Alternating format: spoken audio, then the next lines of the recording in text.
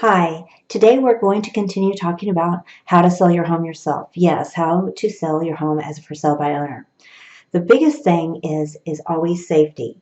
But when someone does come into your home, obviously you want to be friendly, you want to welcome them, give them the pertinent information, the flyer.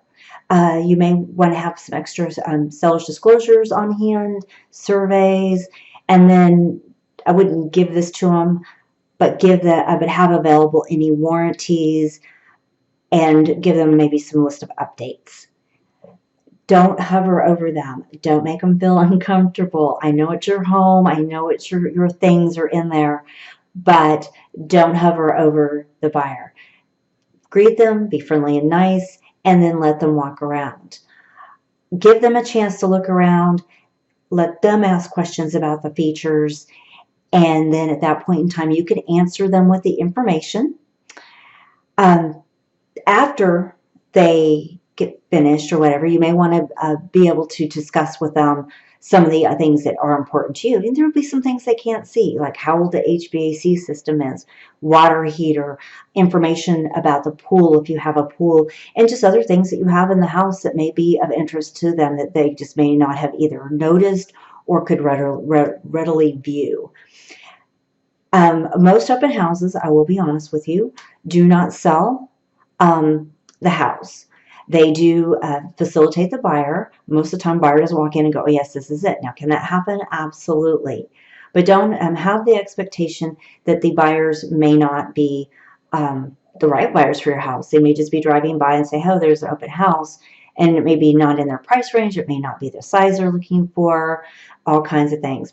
When you start planning for the open house, put out lots of signs.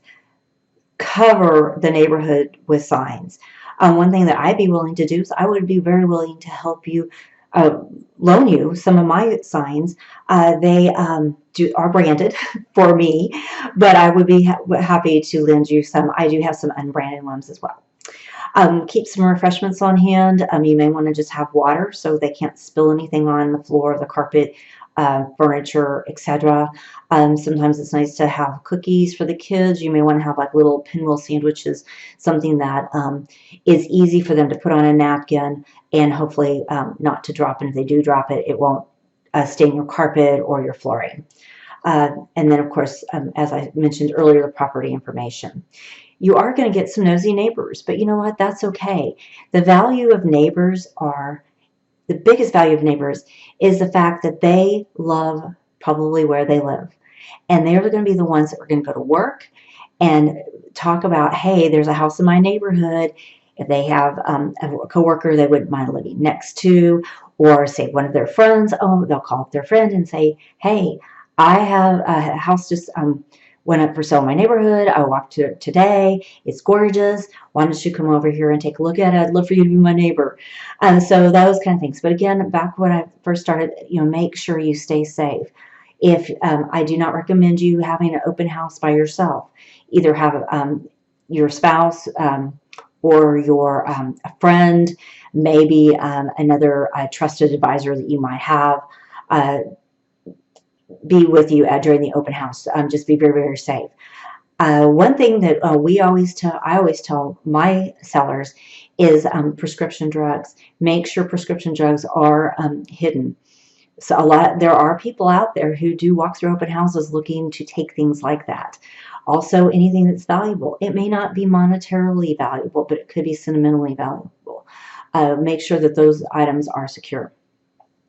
Any paperwork, like if you have financial information or say the contract to your next house, make sure all that is also put away out of sight so people can't flip through it and see maybe some information. Well, hey, I can negotiate because I know they're closing on their new house in a couple of days, or I saw their financial, or I saw an information about how much they still owe on their mortgage. Anyway, hope this helps. My name is Kim Rain. I'm with RE/MAX DFW. I always want to be your trusted advisor. And if you do have any questions, just reply to this video or shoot me a text at 214-675-9436. You can call me at that number too. Hope this helped, and let me know if you have any questions.